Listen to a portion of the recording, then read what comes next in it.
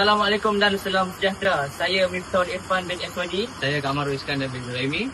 Kami daripada tim inovasi IKTBN Tembung.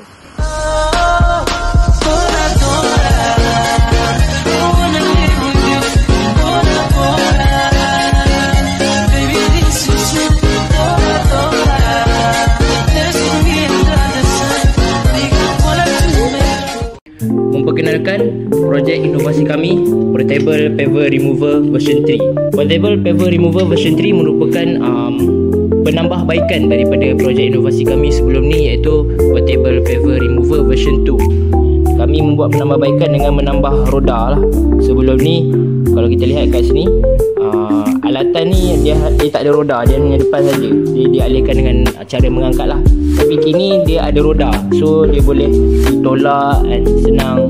Dia tak rasa berat lah, senang lah buat kerja. Kita tambah roda supaya dia terlihat efisien dekat tempat kerja. Dan dia juga mesra pengguna lah. Dia memudahkan pekerja-pekerja yang menggunakan block paver untuk memasang dan mencabut block paver. Jangan lupa bahagia, jangan lupa bahagia.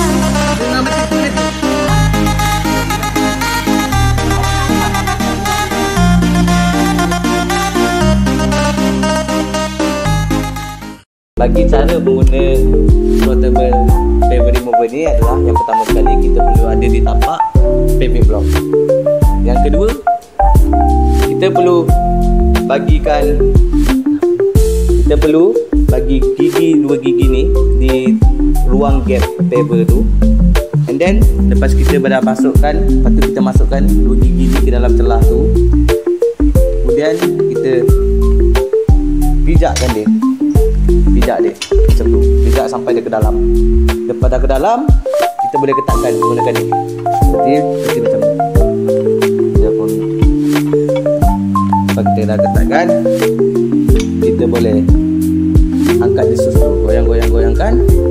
Lepas tu kita bukalah paving block tu. Jadi lepas pada tu, kita dah boleh buka kesemuanya blok tu dengan cara mudah lah. Dengan guna tangan boleh, pakai pahat boleh, macam-macam lagi boleh.